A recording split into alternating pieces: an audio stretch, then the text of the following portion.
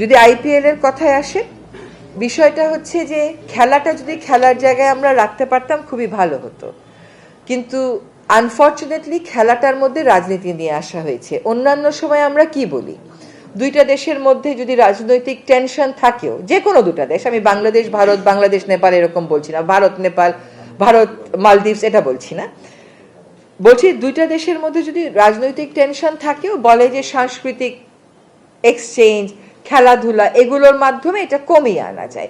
এখানে দেখা গেল সম্পূর্ণ উল্টো কাজটা করা হয়েছে। বাংলাদেশের একটা খেলোয়াড়কে নিশ্চিত করার পরে তাকে রাজনৈতিক যুক্তিতে, যেটা আমরা পত্রপত্রিকায় দেখেছি, বলা হচ্ছে যে ওকে নেওয়া হবে না। তো এইরকম সিদ্ধান্তের প্রেক্ষিতে আমাদের দেশের জনগণেরও তো মনে একটা আঘাত লাগে, তাদের মধ্যেও একটা প্রতিক্রিয়া হয়। সেরকম জায়গায় আমাদেরকেও একটা অবস্থান নিতে হবে। আমরা সেই অবস্থানের আইনগত ভিত্তি এবং প্রক্রিয়া যাচাই বাছাই করছি এবং করার পরে আমরা একটা বিফিটিং পদক্ষেপ গ্রহণ করব। আমি মনে করি না এটার সাথে অর্থ উপদেষ্টা মহোদয় যেটা বলেছেন সেটা কনফ্লিক্টিং হবে, কারণ এখানে একটা সিচুয়েশন আমার জন্য তৈরি করা হয়েছে, আমাকে সেটার বিরুদ্ধে একটা ব্যবস্থা নিতে হবে, সেটার ব্যাপারে একটা ব্যবস্থা নিতে হবে। আমার তো চুপ করে বসে থাকার উপায় নেই। কোন যুক্তিতে মোস্তাফিজকে মানা করা হচ্ছে? খেলোয়াড়ই কোনো যুক্তিতে মানা করা হলে তো কোনো ব্যাপার ছিল না, যে যুক্তিতে মানা করা হচ্ছে সেই যুক্তিটা তো আসলে আমরা কোনোভাবেই গ্রহণ করতে পারি না, ফলে সেখানে আমাদেরকে একটা প্রতিক্রিয়া দেখাতেই হচ্ছে।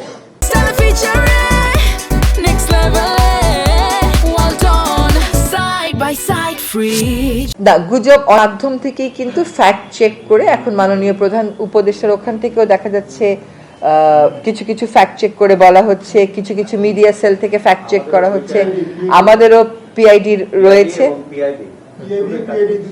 হ্যাঁ, শুনেন একটা কথা কি, গুজবটা কাউন্টার করা তো আমাদের জাতীয় দায়িত্ব।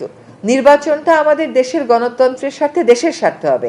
এখন আমরা কোন দেশ থেকে কি গুজব রটাচ্ছে সেটা নিয়ে বেশি পড়ে থাকবো, সেটা নিয়েই বেশি প্রশ্ন করব, নাকি আমরা আমাদের প্রস্তুতি নিব যাতে করে আমাদের নির্বাচনটা হয়, আমাদের দেশটা গণতন্ত্রের পথে যাত্রা শুরু করতে পারে। সেটাই আমি বললাম যে যত রকমের কথা শুনেন, সব রকমের কথাই কিন্তু প্রশ্নের বিষয়বস্তু হতে পারে না, কারণ সে তার রাজনৈতিক অবস্থান থেকে এই প্রচারটা করে।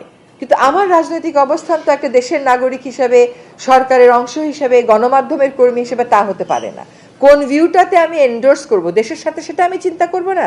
তো আপনাদের প্রতি আহ্বান থাকবে সেটা একটু চিন্তা করার জন্য।